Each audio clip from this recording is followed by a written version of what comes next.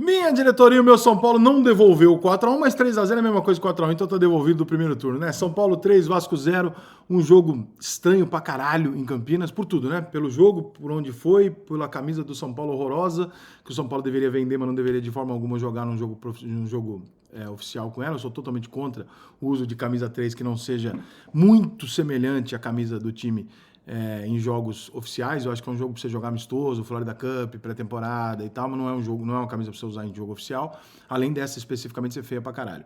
Mas ela deu mais sorte do que a camisa 2 do São Paulo, né? Então já temos um bom começo pelo menos. Cara, o foco desse jogo principal, assim, primeiro elogiar o Lucas, né, decisivo, um grande jogador, muito responsável pelo último 1 ano e meio do São Paulo, onde o São Paulo chegou perto aí de disputar grandes jogos e tal, e ganhou uma Copa do Brasil, muito em cima do Lucas. Se não fosse o Lucas, o São Paulo não teria chegado em porra nenhuma.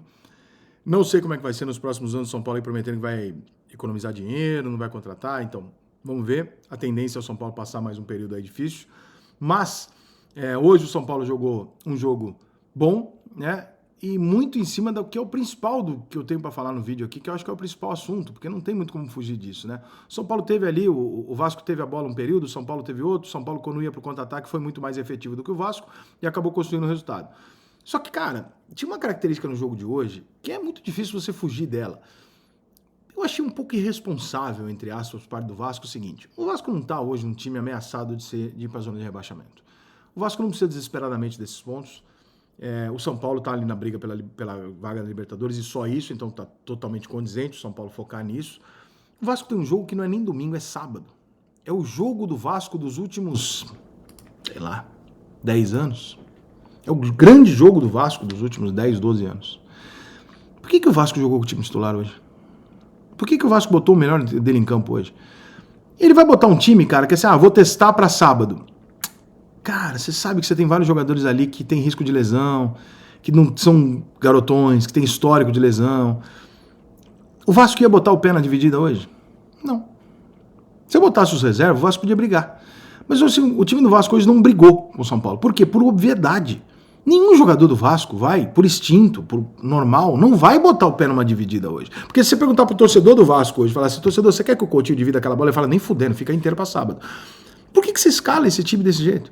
Por que você bota um time de cristal que não vai dividir a bola, que tá ali pensando em outra coisa, que tá se preservando e tal, pra jogar uma partida dessa? Facilitou muito a vida do São Paulo.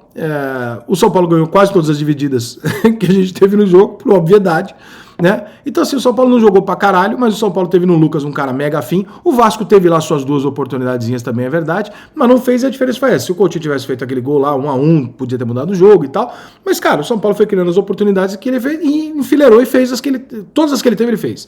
Quase todas, né? Acho que teve uma lá do Caleri que ele perdeu. O Vasco teve as suas 2 chances, não fez. O jogo não foi assim mega desequilibrado, o São Paulo não deu um baile de bola no Vasco, né?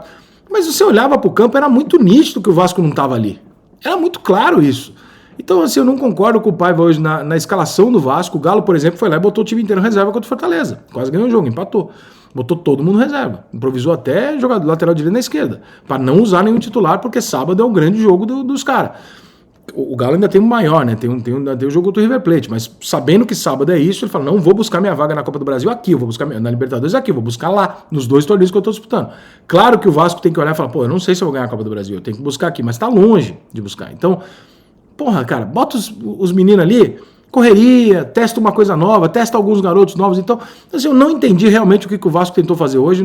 A chance disso dar certo era o Vasco sair na frente e ficar ali tocando bola, conduzindo o jogo, porque sabia que o São Paulo também não ia se matar, porque o São Paulo tá terminando o ano meio que, né, vamos ali, né, se der, deu, se não der, o São Paulo também tá na picaçosa pra caralho, porque tudo que ele tinha pra disputar esse ano acabou. Então fica sendo um jogo xoxo, pelo que o Vasco tem um desinteresse natural do Vasco na partida, e o desinteresse também, entre aspas, do São Paulo, que tá brigando por uma vaga na Libertadores, que é legal e tal, mas pra quem chegou perto ali de uma semifinal de Libertadores e tal, obviamente não é o que vai tirar suspiros do torcedor são paulino.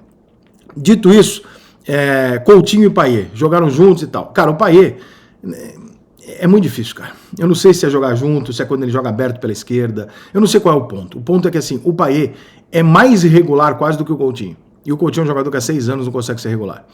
O Payet é um jogador que você não tem a menor ideia do que esperar dele. É um craque, é um jogador que pode numa bola resolver? Pode, mas acho que o Coutinho tem mais essa capacidade do que o Payet. É mais fácil o Coutinho, por ter uma característica foda, mesmo não estando muito bem, o Coutinho não estando muito bem, ele ainda tem uma bola de fora da área que ele pode pegar sem marcação, bater no gol e acertar, porque o Coutinho bate muito bem na bola. O Payet, ele já não tem tanto essa característica. Ele vai construir uma jogada e tal, mas ele depende muito mais do todo. O Coutinho, eu acho que ele é mais um jogador que individualmente pode resolver um jogo do que o Payet, exatamente pela bola fora de longe. Eu apostaria nos dois juntos? Eu faria um teste, tá? Eu faria o teste hoje? Não faria o teste hoje. Hoje eu acho que não faria, não fazia. Podia testar por 20 minutos, 30 minutos no segundo tempo, sei lá. Mas assim, eu não tenho convicção de que você perder a velocidade naturalmente no meio pelo Coutinho, que tem que ser um jogador que recua menos, né? Tem que dar liberdade pro Coutinho, você tem que preservar o seu melhor jogador para criar. Quando você bota o Payet na esquerda, alguém vai ter que voltar para recompor, e esse alguém vai acabar sendo o Payet. O Payet não vai ficar recompondo e chegando lá na frente, cara.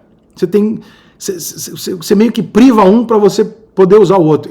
Se eu fosse treinador do Vasco, eu deixaria o Payet no banco. Eu teria testado os dois, mas ainda que não testou e ainda que não tenha funcionado e não tem por que eu manter, hoje eu colocaria dois jogadores abertos que têm fôlego para ir e voltar, para permitir que o máximo possível o time do Vasco se esforce para o Coutinho não ter que voltar.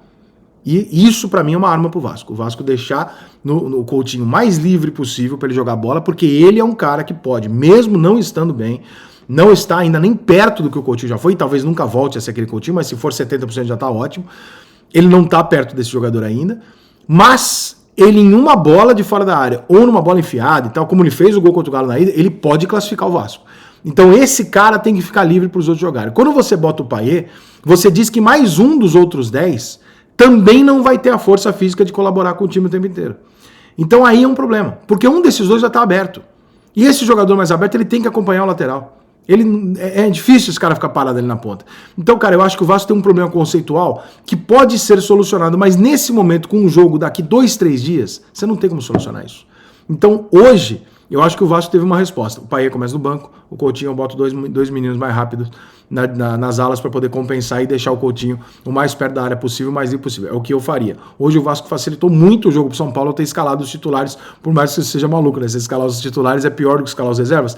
Sim, porque hoje nenhum jogador do Vasco estava afim de correr risco, é natural que não estivesse. Se estivesse correndo risco, estava sendo responsável. Qualquer jogador do Vasco hoje que entrasse numa dividida muito dura ou que fizesse algo extra que pudesse machucá-lo, ele estava sendo responsável. O grande jogo do Vasco é sábado. E para mim, o maior irresponsável, entre aspas, de todos foi o Paiva, que acho que hoje ele não tinha que ter escalado o time titular do Vasco, nem fudendo. A torcida do Vasco está esperando há 12 anos um jogo como o de sábado.